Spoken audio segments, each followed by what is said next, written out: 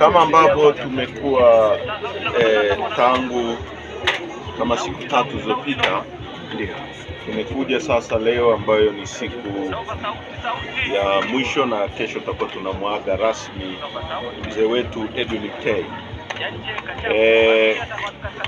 Mzee Mtei ni muasisi wa chama chetu, ndio mtu mwenye kadi namba 1 ya chama hiki.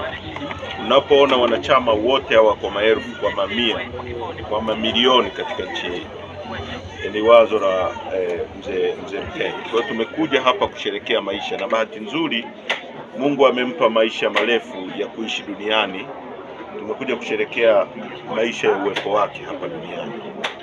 Kesho asubuhi tutaanza ratiba asubuhi kabisa, saa 3 asubuhi.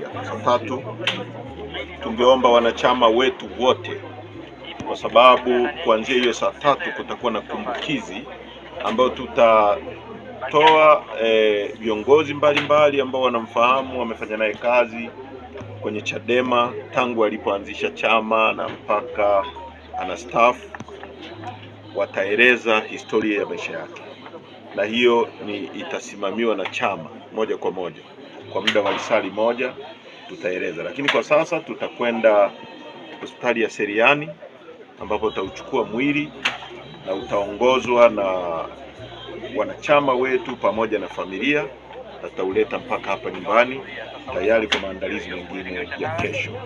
Na baadaye tutapata nafasi ya kuzungumza vizuri, lakini kwetu sisi tumepoteza mtu wa muhimu kwa kweli, mtu ambaye amefanya kazi kubwa na ya kipekee katika nchi hii, na mtu ambaye ameasisi chama hiki mnachokiona ambacho ni tishio kubwa sana kwa serikali ya nchi hii.